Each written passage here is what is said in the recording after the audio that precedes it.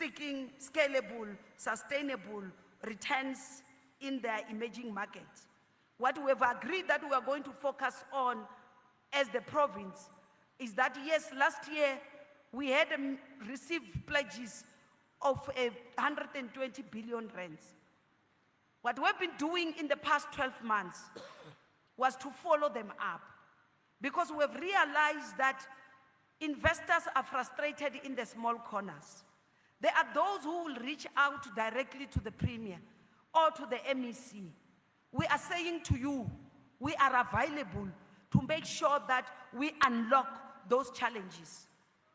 We can't sit with that investment having been pledged. We will be reduced to be a boys' club wherein you are coming to brag, I've got so many billions, I've got so many billions, to an ordinary citizen of our province. The investment conference will have meaningful words when an ordinary young student from Kidikitlana start to see industrialization in Mogalakwena and he gets employment because he would have studied and had the skills. Then he will see why we had an investment conference. So we are here to make sure that we do that. So Minister must tell you that we have done a lot of follow-up. And hence you hear the executive mayor bragging that we can see academic hospitals, the malls being built in the province. We have seen the Nkuna city development starting to see shape in the College Chabani municipality. We have seen the Shekina Game Reserve. We have seen the ZZ2 pack house, which was pledged here, having been established within the Greater Letaba municipality. We have also seen the Sampada Abacho in the Mudimule Mkhopong municipality. I can't forget the Steelport Bridge, which was constructed as a collaboration of the mines around the Skukune area. Because those people for more than 100 years, they had built a steel bridge, you know how it is. But today you will see when we officially launch that bridge, so that you can now appreciate why the investment conference are there and should continue to be supported. We have also recently seen the Axaro renewable energy plant in the Lupalale municipalities. These are some of the few indications of the reality of the investment pledges that have been made. We'll continue to follow up. The zero carbon electric charges, it's on its pipeline. We've recently convened all the mayors who are involved so that we can fast track and also facilitate with Sandral. That's why we want to show you we're committed. There's nothing as painful as you want to invest in an area where there's no political leadership, there's no decisiveness, there's no commitment. Now at least that I can tell you, I guarantee you, in the province of Limpopo.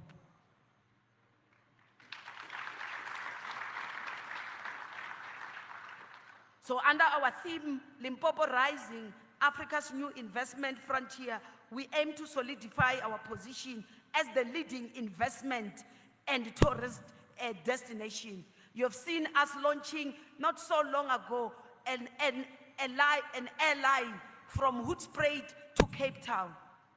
Because we were losing, yes. Hoedspruit Airport. For the first time in how many years, I don't know. Because the Lord changed it.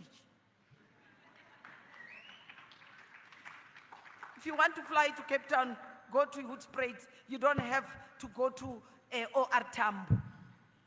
That we have been able to achieve, not because we're working as government, because we're working as a collective, private sector, government, traditional leadership. Everybody, it becomes your problem. Hence we're saying inclusive growth and job creation is not a problem of government, it's a problem of all of us. Because if we can be able to achieve inclusive growth, if we can be able to achieve more jobs being created, the first challenge that faces our country, which is crime, will be drastically reduced. Even those who are selling drugs will not have the boys who are running around selling. The drug lords will not have the boys who are running around distributing, selling this drug to our children in our schools. Because those boys will be employed in our system. If we create jobs, even the healthcare budget will go down, because when you are working, chances of you to be sick are very low. You are captains of industry. When you retrench me, the first thing I develop is depression, stress, depression, followed by hypertension, diabetes, and all the diseases. At the same time, I no longer have medical insurance. I must now become a burden of MEC Diekete. If we are employed, we are able to monitor the education of our children. Therefore, our children can be able to flourish at school. That is why we continue to say, even health, even education, MEC, they must be worried about economic growth. Because by winning on this, I tell the MEC for housing, because Cogstar include housing, that if people are employed, they build their own houses. They become, banks sees them as those people who are no longer a liability and risk. By the way, Minister, I must share with you a story that Limpopo, we have got one of our subsidiary called Risima, wherein with Risima, we fund public servants who the bank rejects, and their salary, because they are saying their salary cannot. So it means those people must not have homes. So we fund them because they don't qualify for RDP, and they also do not qualify for bank loan. We fund them as Risima. And guess what it has done? The property in our province has boomed, because we fund it even in the village. That's why how driver we are before you go back to Mahueng, you will find that you are meeting double story. Limone badula kadi randaven, house na randaven leka butlokwa, kiri big houses, because we are funding them.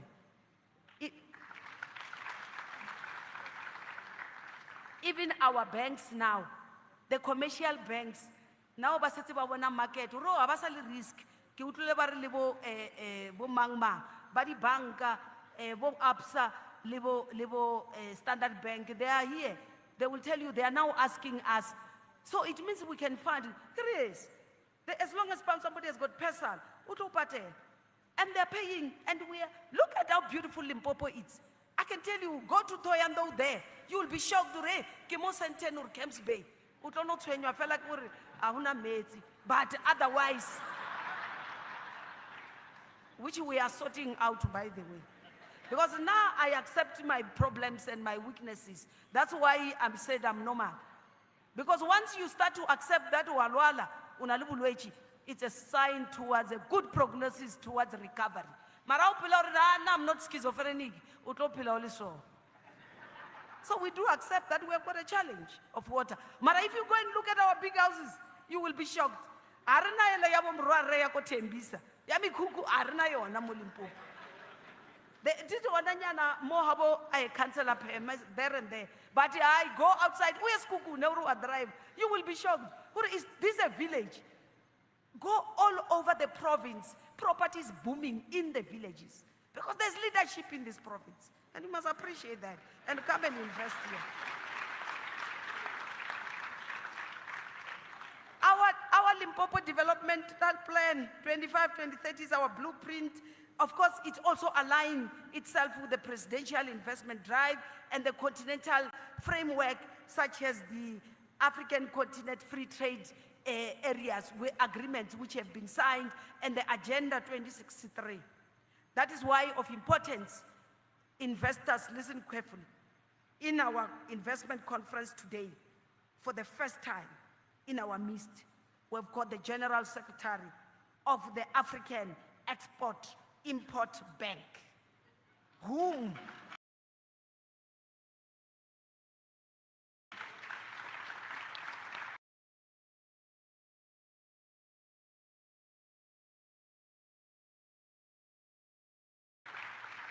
wherever we are, people must feel like it's Limpopo fiti. Wherever we are, they know that we are there. So we met them recently in Algeria, and we told them about this beautiful province in Limpopo. They did not believe me. They are here now. They can realize. So these are a financial provider to African governments and private businesses. They also support intra-African and Caribbean trade. So we see what we see in them, and other financial developers, it's a great potential to bring our Limpopo development plan to fruition. We are committed to agility, to innovation, and to partnership in driving catalytic investor-ready projects from farms to factories and from mines to markets. We are also at the same time today unveiling our own, the book. We are unveiling our own Limpopo Investment Prospectus 2025 today, showing case.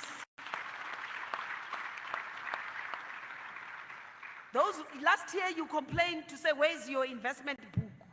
I do have it. Now I'm not a woman of promises, but of commitments. There you go. It's there. Because when you make commitments, you must deliver. So you must go and look and see all the potentials. We've got our airports that you can come and partner with us. We currently have got a high-speed rail. You have seen the minister.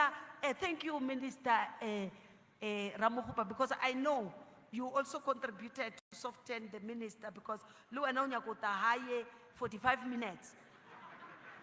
Because currently it takes you how many hours on the N1, and I think it reminds you, you will travel 24 hours on the train.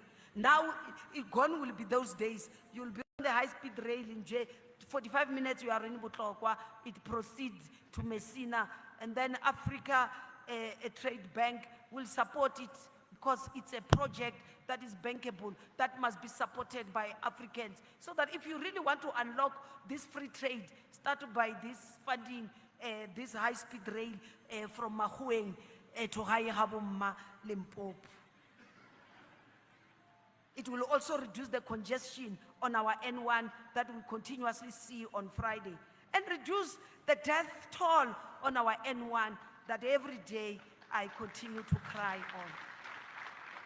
I can tell you there's no weekend that I don't share a tear, because life has been lost on the road, life that could have not been lost.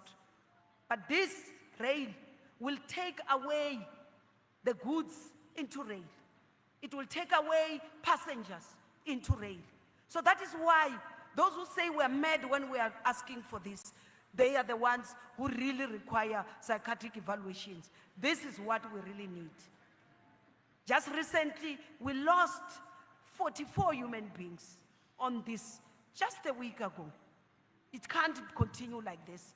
If we move passengers from the road, we are going to reduce this. So, as I intoned earlier, Bessie Head's novel also explores the importance of community and collective action in overcoming adversity. In the context of Limpopo, this theme underscores the collaborative efforts of the provincial government with local communities. Finally, I urge all investors and stakeholders to join us, not just in discussions, because Chinese has warned us recently. I'm going to say it when they are here. The delegation led by the DG went there, and they warned to say, unfortunately, South Africans, you are very good at speeches. You are also good at singing. Can you deliver? After delivering, make speeches and sing and dance. I qualified today to give a speech because we have delivered from 0.2% to 0.9%, beating Western Cape. So I have a right to can stand and speak.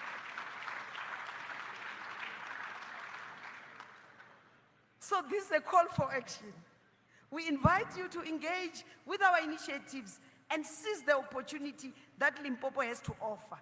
By placing your ear on the ground like our ancestors used to do when they want to check if it's going to rain, you will undoubtedly hear the sounds of forthcoming rain, the promise of abundant opportunities and prosperity for all.